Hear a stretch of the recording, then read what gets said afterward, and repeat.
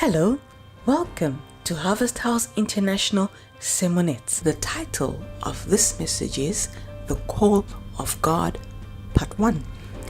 This special sermonette will be delivered by the founder and senior pastor of Harvest House International Global Churches, Bishop Dr C Nyathi. Please don't hesitate to connect to any of our social media handles for the full message. Every believer is called by God. Although not all believers have governmental calling upon their lives, some Christians are called into the fivefold ministry, being your apostle, your prophet, your evangelist, your pastor, your teacher. Others are called into ministries of helps in church. There are many ministries of helps in church.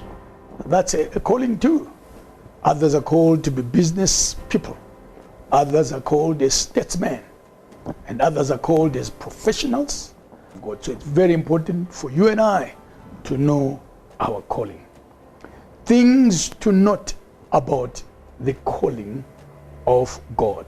Here is the first one. Number one, the calling is initiated by God Himself. We don't call ourselves. May I say this as we begin?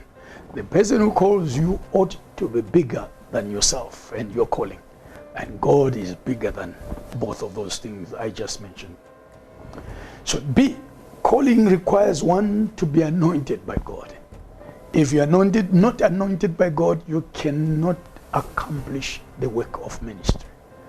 C, still on number one, no human effort can birth a call of God. It originates by definition from God Himself. In His own womb, He releases it to His people as He sees fit. Let's look at number two. The calling of God was planned before birth. Samson, for an example, an angel came and he began to spell out the ministry before birth. He was to be a Nazarite, set apart, consecrated. God called him, He anointed him to do the work of the ministry. Number three, the Lord is the one who does the choosing. It is not natural talent or ability that God is looking for.